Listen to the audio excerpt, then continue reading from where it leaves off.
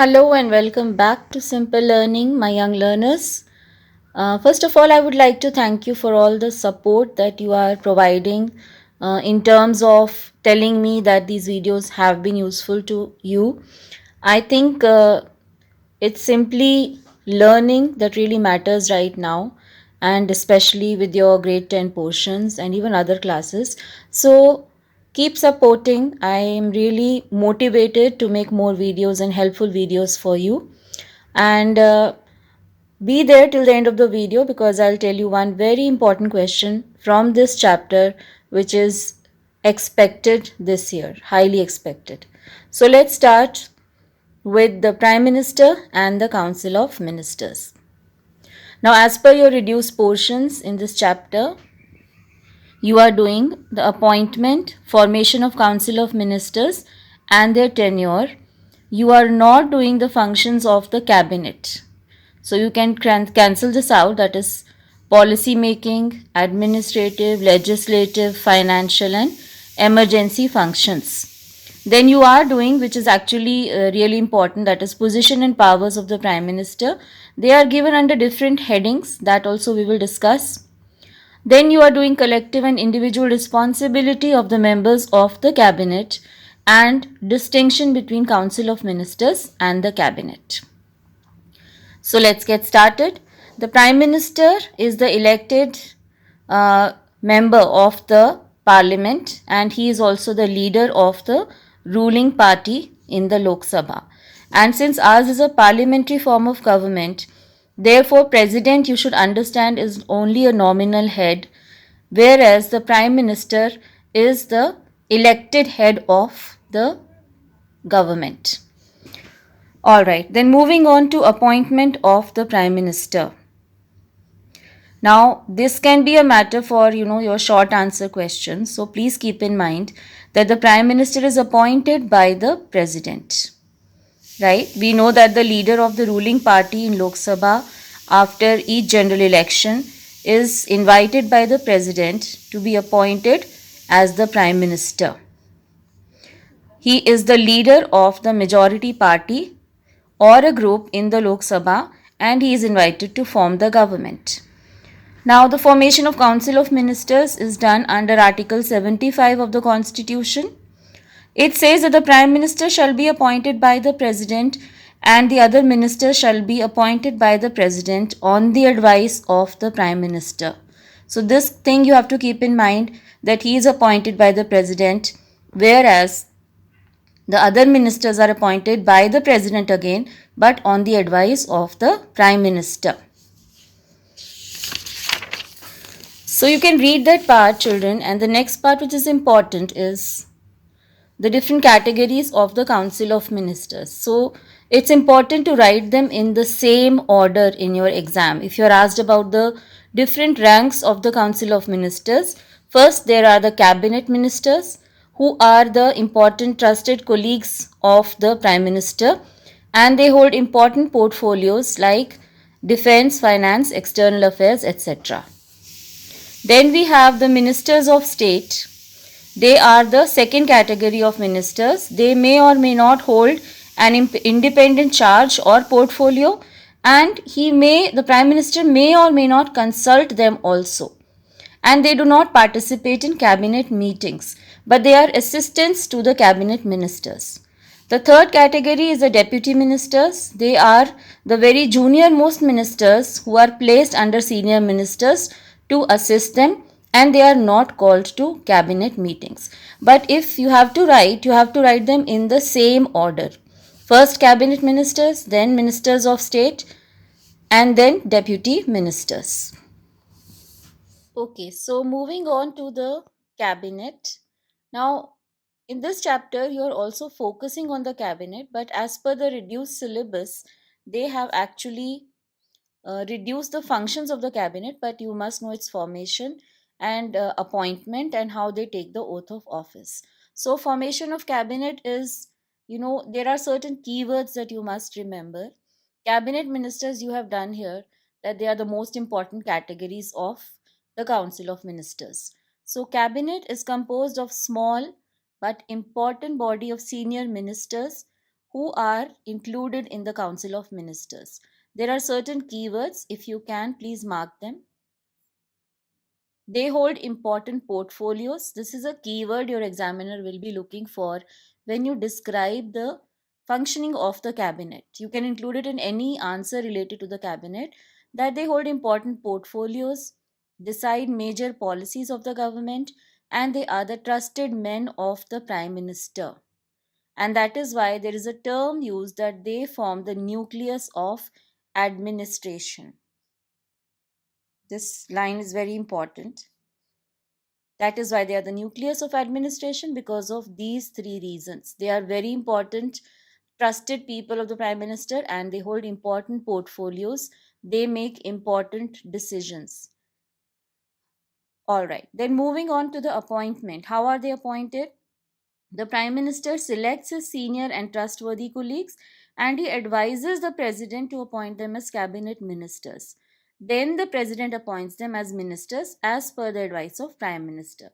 So here there is no criteria as such. The main criteria is that they are senior most ministers with lot of experience, and they are also trustworthy colleagues of the Prime Minister, because they will be given important portfolios, which make sense. Then the term of office. Now, term of office usually of the government we know is 5 years, but then for the cabinet there is a difference, which you will do later in the chapter, and that is that these ministers have twofold responsibility. So, first of all, the ministers hold office during the pleasure of the president. That means each minister is individually responsible to the president. But here also they say the prime minister is more important in taking decisions regarding the working of the ministers. But then we know that the ministers are collectively responsible to the Lok Sabha.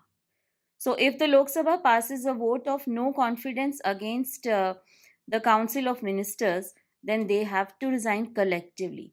This is actually a part of their collective responsibility. Now, here you do not need to learn actually the oath of office, which is mostly not asked in exam. You can only learn about the oath of office in secrecy, which is administered to them by the president. This is a matter for your short answer, so you can write SA on the side. Who administers the oath of office? It is the president. Then every minister must be a member of either House of Parliament, or he must become one within 6 months of his appointment, failing which he will have to vacate his office. This is again a short answer question that can be asked: within how much time should the minister become a member of any House of Parliament? It is 6 months. Then another short answer that can be asked is: who decides the salaries and allowances of ministers? It is the Parliament. So moving on to the powers and functions of the cabinet. This is not in syllabus. Even this part is not in syllabus. You can cancel it. Then all the powers and functions of cabinet you can cancel. Then, and a very, very extremely important question that is expected this year is the difference between Council of Ministers and the cabinet. So please learn this difference. Whereas the Council of Ministers is a bigger body consisting of various ministers, it rarely meets as a whole, and it's below the rank of cabinet ministers, all the ministers are not consulted all the time for important decisions. On the other hand, cabinet is a smaller group consisting of important ministers. They are most trusted colleagues of prime minister. They regularly meet for important meetings and decision making. So this difference of 4 marks, 4 points, you must learn. Then moving on to the powers and positions of the prime minister. Now here there's an organizer telling you about the powers of the cabinet, which is not in syllabus this year, so you can cancel. Then move on to the first important relation, that is prime minister and the president. There you can write certain keywords in key sentences. There are 6 points mentioned here. You can learn any 4, because maximum they can ask you 4 points to tell the relationship between the prime minister and the president. So first point can be: all authority vested in the president is actually exercised by the prime minister. So there's an important relation between the two. Then it is on the advice of prime minister that president summons and prorogues the Parliament and dissolves the Lok Sabha. The Prime Minister chooses the ministers and on his advice the President appoints them. So there is again a relation between them in appointing important ministers. He advises the President on various appointments even to other places and posts like judges of Supreme Court, governors and ambassadors. Important and easy point to write, he is a link between the President and the Council of Ministers. And the last point which you can also write is the President may call for any information regarding the affairs of the Union and then the Prime Minister has to furnish such information. Next point is Prime Minister and the Cabinet. Now here, relationship between the Prime Minister and the Cabinet is the very first one. He is a leader of the Cabinet. You can write these headings and it's easy to get marks like this because these red colored headings are important and looked for by the examiners. He has the power to allocate portfolios and reshuffle the Council of Ministers, power to select and dismiss ministers, power to direct and coordinate policy, and resignation of the Prime Minister means resignation of the whole cabinet. This question can be asked as a short answer. Then Prime Minister and the Parliament. In the Parliament, he is a leader of the Lok Sabha. He is a spokesperson of the government, defender of government policies, and he intervenes in case of controversial issues in the Parliament, which are solved with his interference and explanation. Prime Minister is the leader of the nation. He represents the nation. During the national crisis like war, even opposition parties support him. He tries to protect the interests of the country in international forums. Then there is a heading called Check on the Authority of Prime Minister, which is not in syllabus. And then the last part of the chapter again is extremely important for this year children, that is collective and individual responsibility. Understand the difference. The Council of Ministers are collectively responsible to the House of People, which means these points are important. Decisions taken in meetings of cabinet are equally applicable to all the ministers. All ministers jointly share responsibility for the government policies and performance.